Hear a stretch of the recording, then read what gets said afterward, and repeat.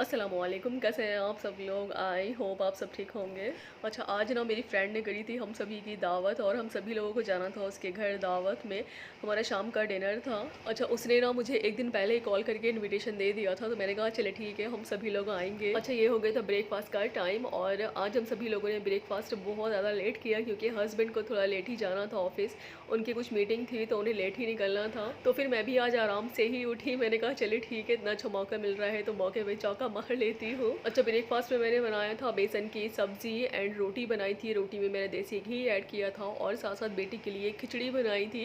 आजकल जो है ना उसे खिचड़ी बहुत ज़्यादा पसंद है, बहुत शौक से खाती है, तो उसे मैं दही एंड खिचड़ी खिलाती हूँ मिक्स करके। ब्रेकफास्ट करने के बाद हस्बैंड चले गए थे ऑफिस में। फिर मैं थोड़ी देर बैठी, मैंने कहा सबसे पहले ब्लॉग एडिट कर लेती हूँ। बाकी जो भी मेरा डेली बेसिस का काम है, क्लीनिंग और किचन में जो भी मेरा काम है, तो मैं वो बाद में करूँगी। तो सबसे पहले मैंने ब्लॉग एडिट किया। अच्छा, ब्लॉग एडिट करने में अगर ज़रा भी मैं आलस दिखाती हूँ ना, तो फिर ब्लॉग मुझसे एडिट नहीं होता है। फिर वो दिन जो है ना, फिर वो वेस्ट ही हो जाना होता है। नेक्स्ट डे ही फिर मैं उसको एडिट करती हूँ। कोशिश तो मेरी यही होती है कि डेली बेसिस पर ब्लॉग अपलोड करूँ, बट एडिट करने में जो है ना वो थोड़ा सा लेजीनेस मुझे आ ही जाता है। अच्छा, ब्रेकफास्ट जो था ना वो हम सभी लोगों ने इतना हैवी कर लिया था, हैवी भी था एंड हेल्दी भी था।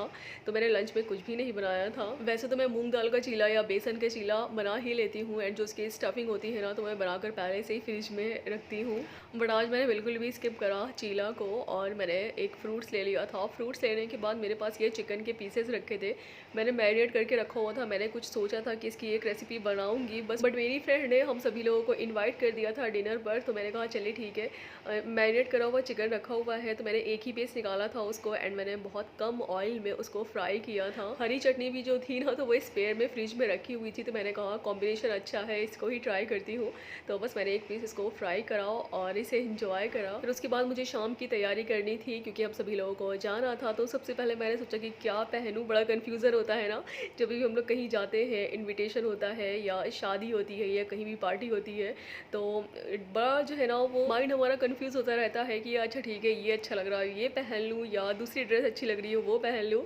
तो फिर मैंने डिसाइड करा एंड लाइट शेडेड में मैंने सूट निकाला। ये भी मैं इंडिया से ही लेकर आई थी, फर्स्ट टाइम मैं इसे पहनने जा रही हूँ। अच्छा, काफ़ी टाइम से ये सूट ऐसे ही रखा था, तो प्रेस तो बिल्कुल भी नहीं था। अच्छा, यहाँ इतनी शदीद गर्मी पड़ती है कि इस तरह के जो हैवी सूट होते हैं वो पहने भी नहीं जाते हैं, सिर्फ लॉन के या कॉटन के ही सूट हम लोग वेयर करते हैं यहाँ पर।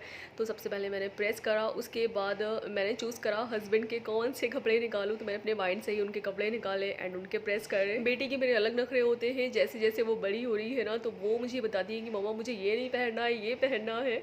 तो फिर उसके बाद मैं भी उसके पास 2 ड्रेस लेकर गई। मैंने कहा कौन से पहनना है आप बताओ, तो फिर जो उसने चूज़ करा मैंने उसको वही पहनाए। अच्छा, हस्बैंड से मैंने पहले ही बोल दिया था कि टाइम से आ जाइएगा क्योंकि हम लोगों को जाना है और टाइम से पहले ही जाना है। ऐसा नहीं है कि नहीं हमारी दावत है हम लोग उसी टाइम पहुँचे खाने, तो वो हंसने लगे, मुझसे बोले नहीं मैं टाइम से पहले ही आ जाऊँगा। अच्छा, फिर उसके बाद जब हम लोग उसके घर पहुँचे ना, तो जब मैंने उसे किचन में देखा जाकर, उसने इतना सारा खाना बना कर रखा था, इतनी सारी डिशेस बना कर रखे थे। मैंने कहा कि तुम पागल हो गई हो इतना सारा खाना है, इतनी सारी डिशें बनाकर तुमने क्यों रखी हुई है।